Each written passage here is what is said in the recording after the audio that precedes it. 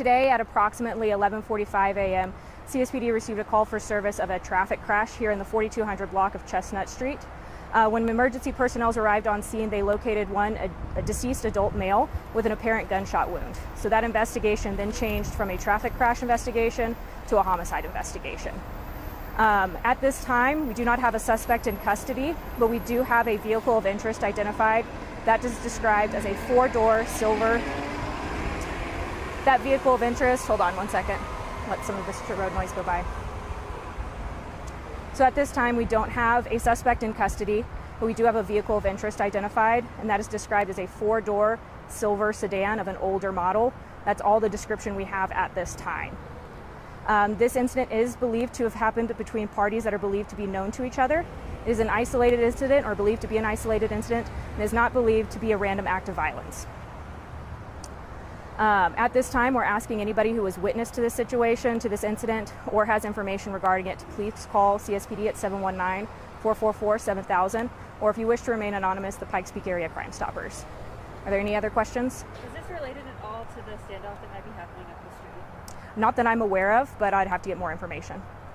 I heard rumors from neighbors that police were up at 7-Eleven. There might have been a witness there. Are you able to confirm police went to 7-Eleven and what they might have been doing up there?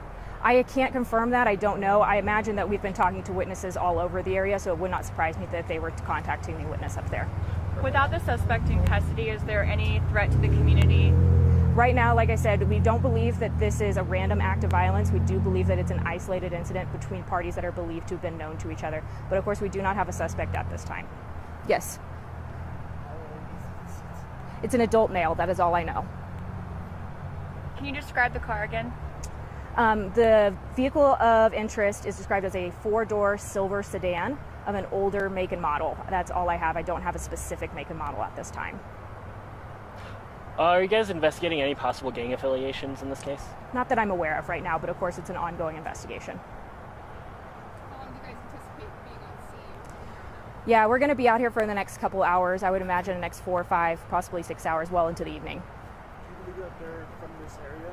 I do not know. That's part of the ongoing investigation. Yep. Is there any signs to indicate that this would have been road rage? Not right now. That's part of the ongoing investigation.